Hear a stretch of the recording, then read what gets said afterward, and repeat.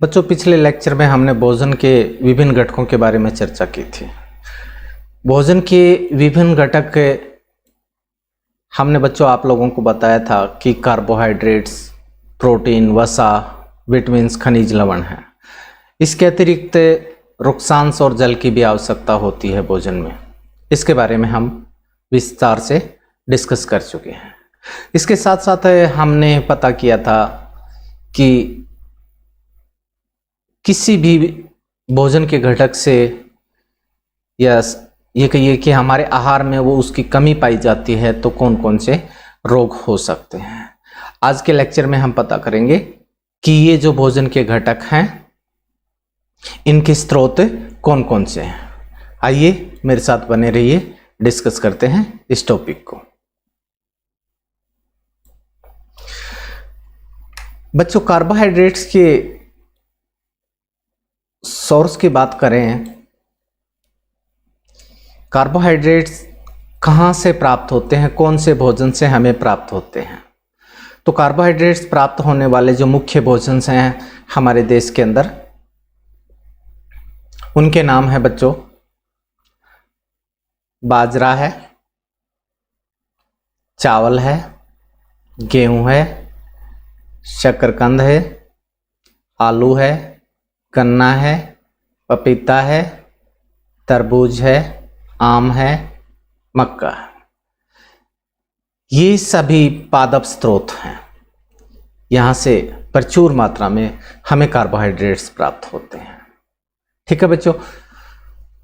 इसके बाद अगला जो हमारा भोजन का पोषक तत्व है वह है वसा।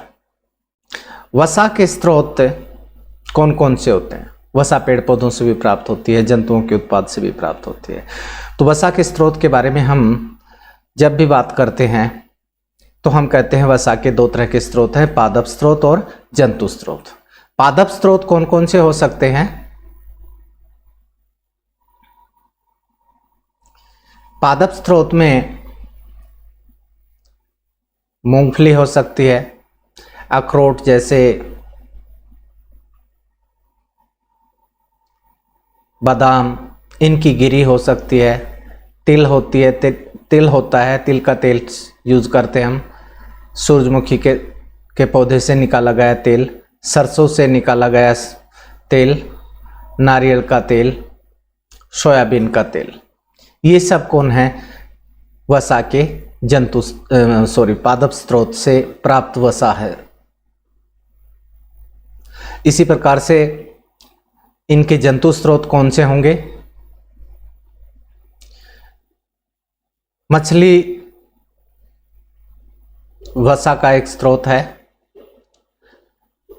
मांस मीट भी वसा के स्रोत हैं, घी चाहे वनस्पति हो चाहे जंतुओं से प्राप्त होने वाला जिसे देसी घी कहते हैं वो भी वसा का स्रोत है।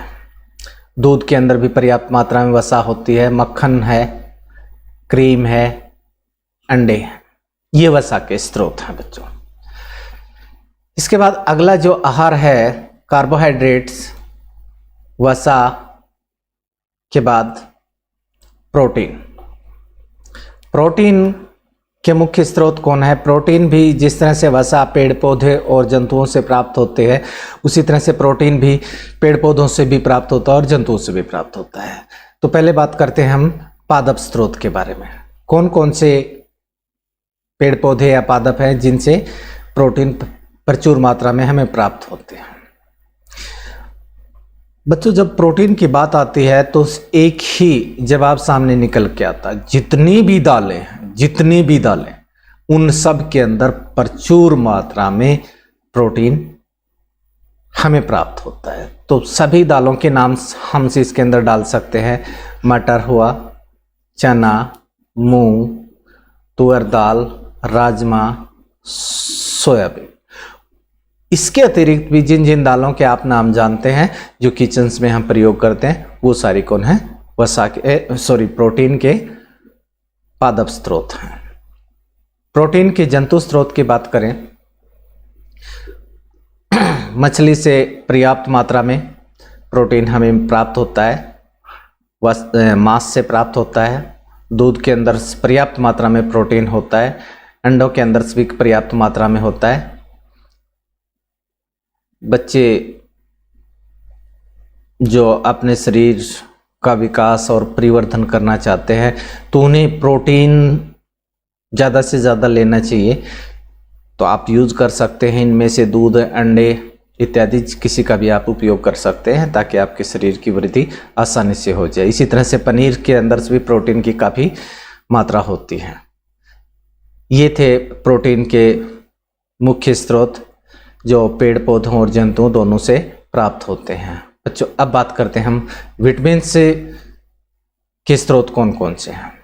पहले ही हम डिस्कस कर चुके हैं कि विटामिन कौन से हैं। विटामिन ए है, विटामिन बी है, विटामिन सी, विटामिन डी, ई, के, ये मुख्य विटामिन्स हैं। इन विटामिन से में पहला नाम जब हम लेते हैं तो कौन लेते हैं? Vitamin A. विटामिन ए के स्रोत कौन हो सकते हैं? विटामिन ए पादप और जंतु दोनों स्रोतों से ही प्राप्त होता है। दूध के अंदर से विटामिन प्रचुर मात्रा में होता है विटामिन ए। मछली के अंदर, आम, गाजर, पपीता, इसके साथ साथ में अमरूद के अंदर भी विटामिन ए मिलता है। नेक्स्ट है बच्चों विटामिन बी। जितने भी हम दाने वाले अनाज लेते हैं, जिसमें दाने वाले अनाज में हमारा गेहूं भी हो सकता है, चावल भी हो सकता है,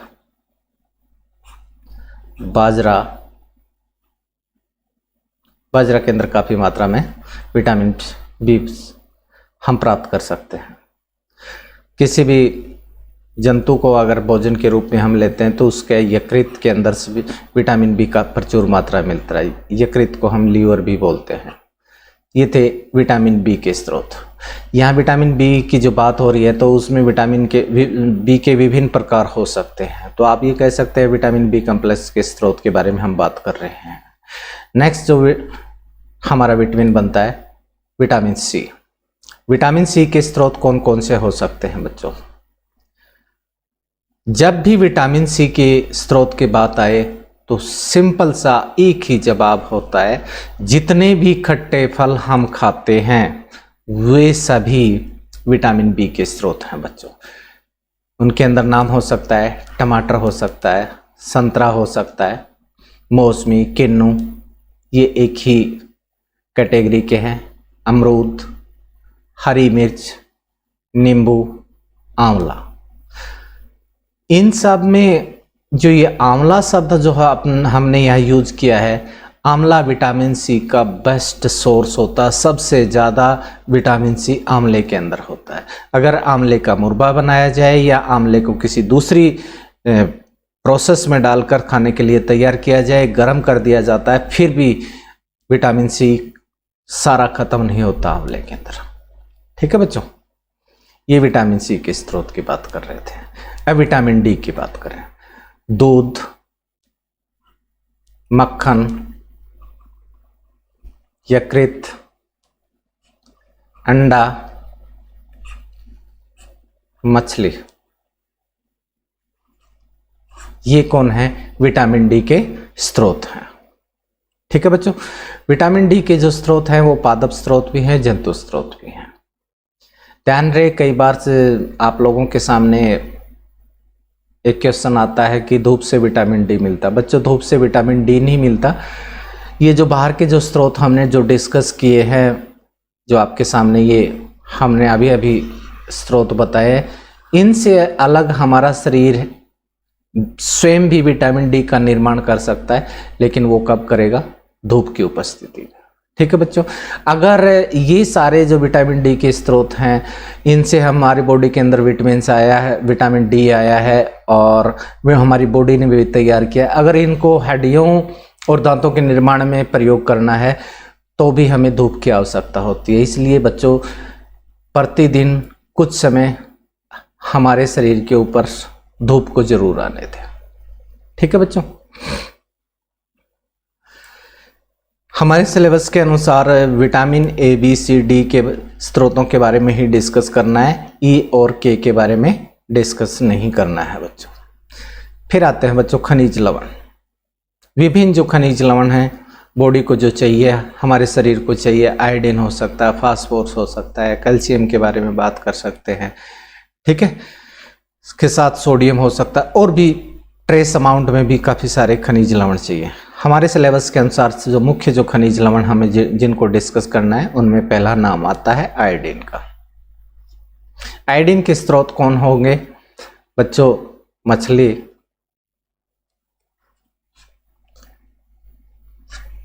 मक्खन,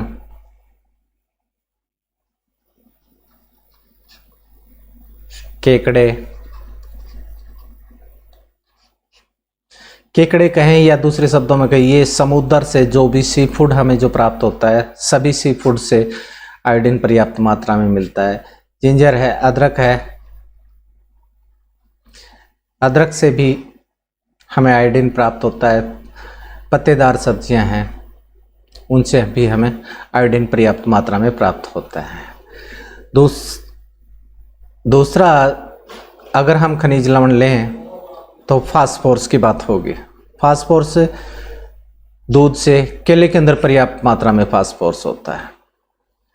दूध और केला मिलाकर केले का जो शेक बनाते हैं उसके अंदर फास्फोरस डबल मात्रा में हमें मिल जाता है। अनाज जितने भी होते हैं, चाहे वो गेहूं है, ठीक है बच्चों, चाहे चावल है, हरी मिर्च है, ये सारे कौन हैं? फास्फोरस के अच्छे स्रोत हैं।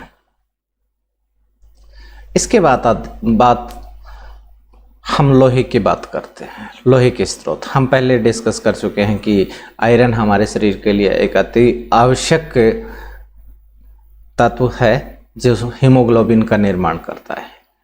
इसमें यकृत से आयरन मिलता है, नाशपाती,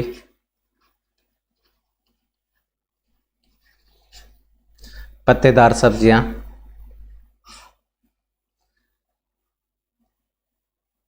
सेब, इसके साथ साथ और भी काफ़ी सारे आप नाम ले सकते हो जैसे गाजर इत्यादि। ये लोहे के अच्छे स्रोत हैं। कैल्शियम दूध के अंदर, अंडे के अंदर पर्याप्त मात्रा में मिलता है। ये थे विभिन्न जो पोषक तत्व हैं उनके स्रोत। इसके बाद हम बच्चों पिछले वीडियो लेक्चर्स और आज तक जो हमने इस चैप्टर को पढ़ा है उस चैप्टर का उस लेक्चर का जो भी सारांश बनता है इस चैप्टर से संबंध में उसको थोड़ा सा डिस्कस कर लेते हैं। क्या पढ़ा अभी तक?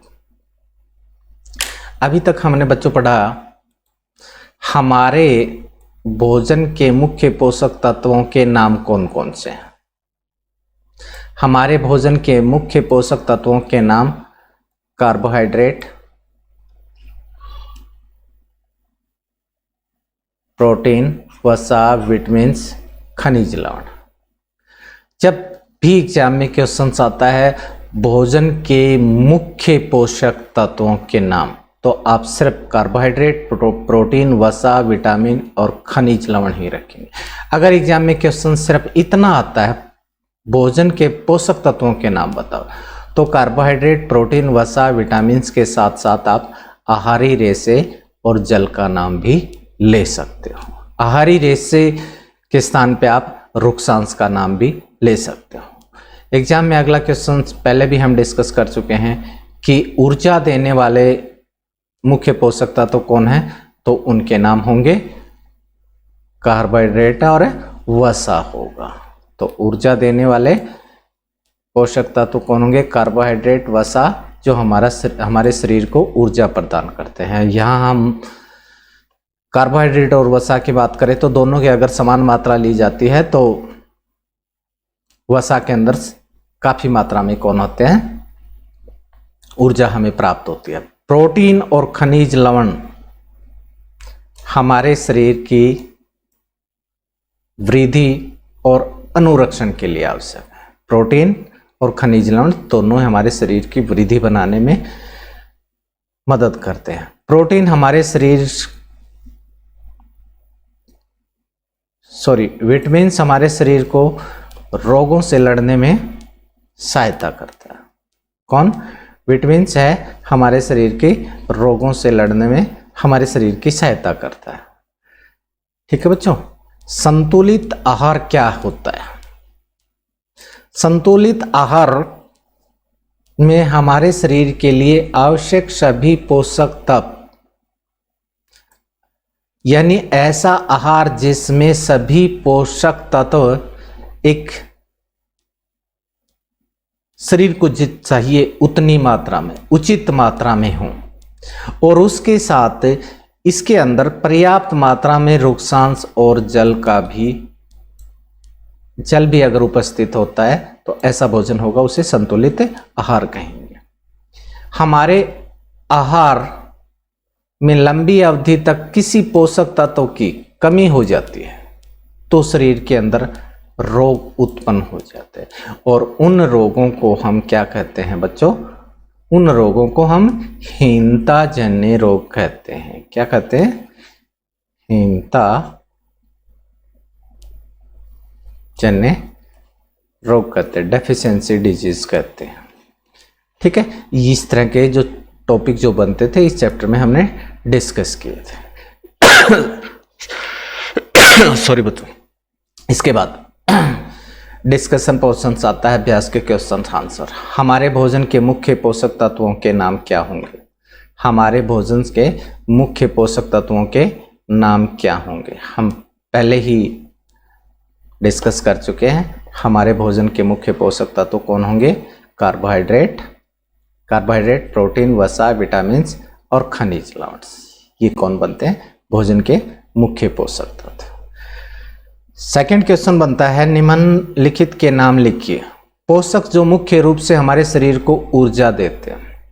पोषक जो मुख्य रूप से शरीर को ऊर्जा देते हैं उसमें एक नाम हो जाता है कार्बोहाइड्रेट का, दूसरा नाम होता है वसा का।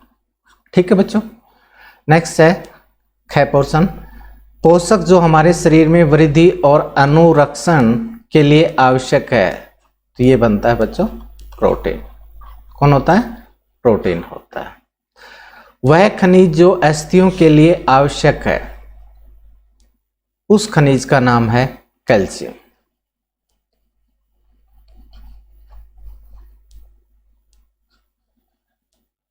कैल्शियम। यहां पर क्वेश्चन चेंज होके भी आ सकता है, वह विटामिन जो अस्थियों के लिए आवश्यक है, उस टाइम पे आप क्या नाम दे दोगे? विटामिन डी का नाम दे दोगे। क्वेश्चन नंबर थर्ड, दो ऐसे खाद्य पदार्थ, ऐसे भोजन के नाम बताइए जिनमें निम्न पोषक प्रचुर मात्रा में होते हैं। अभी अभी हमने डिस्कस किया था वसा के स्रोत। पहले वसा किस में होता है? वसा के स्रोत आप बता देंगे।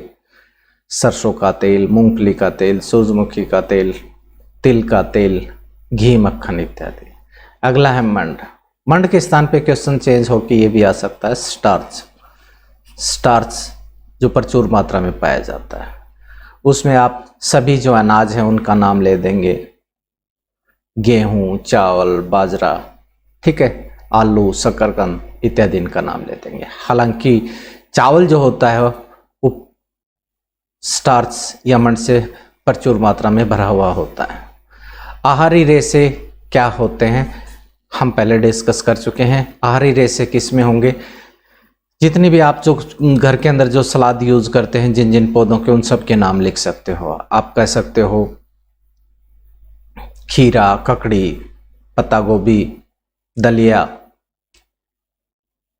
ये आहारी रेशे थे। प्रोटीन दूध के अंदर, अंडे के अंदर, मछली के अंदर, ठीक है, इस तरह से इनके भी नाम आप रख सकते हो। अगले क्वेश्चन है क्वेश्चन नंबर 4 में, जो सही कथन है उसके सामने सही का निशान लगे। केवल चावल खाने से हम अपने शरीर के पोषण आवश्यकताओं को पूरा कर सकते हैं? नहीं, सभी पोषक तत्व चावल में उपस्थित नहीं होते, इसलिए ये ठीक नहीं है। संतुलित आहार खाकर अभावजन्य रोगों की रोकथाम की जा सकती है। संतुलित आहार ऐसा आहार जिसके अंदर पर्याप्त मात्रा में सभी प्रकार के पोषक तत्वों से संतुलित आहार कहते हैं। अगर किसी पोषक तत्व की शरीर में कमी हो जाती है तो उसे अभावजन्य या हीनताजन्य रोग कहते हैं। तो अगर संतुलित आहार लेंगे तो सारे के सारे पोषक तत्व शरीर के अंदर जाएंगे, बॉडी के अंदर जाएंगे, सभी पोषक तत्व, तो कोई रोग नहीं होगा। तो इसलिए रोकथाम की जा सकती है इस आहार को लेकर। शरीर के लिए संतुलित आहार में नाना प्रकार के खाद्य पदार्थ होने चाहिए। अगर आप जो भोजन ले रहे हैं उसको संतुलित आहार कब मानेंगे? जब विभिन्न प्रकार के खाद्य पदार्थ लेंगे, आप खाएंगे, दूध भी होगा, दालें भी होंगी, ठीक है, पत्ता गोभी, सलाद इत्यादि, ये सारी चीजें होंगी तो वो संतुलित आहार है। तो ये भी आपका सही है बच्चों। शरीर को सभी पोषक तत्व उपलब्ध कराने के लिए केवल मांस पर्याप्त है? नहीं, मांस के अंदर प्रोटीन और वसा मिलती है बच्चों हमें, तो ये पर्याप्त नहीं है, इसलिए वे रोग है। रिक्त स्थानों की पूर्ति कीजिए। खालिस्तान विटामिन डी के अभाव से होता है। विटामिन डी के अभाव से हमने एक रोग का नाम लिखा था, रिकेट्स। क्या था? रिकेट्स। अगला है खालिस्तान की कमी से बेरी रोग होता है। कौन सा विटामिन?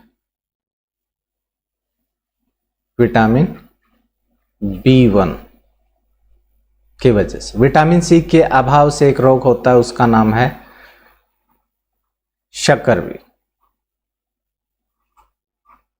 शकरवी रोग। मसूड़ों के अंदर रक्त आने लगता जब भी आप कुछ खाना शुरू कर देते हैं। हमारे भोजन में खालिस्तान के अभाव से रतौंधी रोग होता है, विटामिन ए के अभाव से। कौन से विटामिन के अभाव से?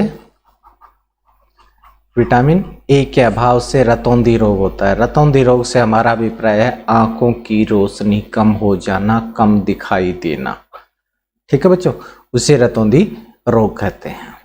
ये था इस चैप्टर का डिस्कशन पोर्शन।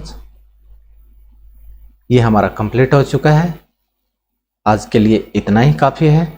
फिर मिलते हैं नेक्स्ट लेक्चर में, नेक्स्ट नए चैप्टर में, इसी स्थान पे। तब तक के लिए बच्चों थैंक यू, बाय बाय।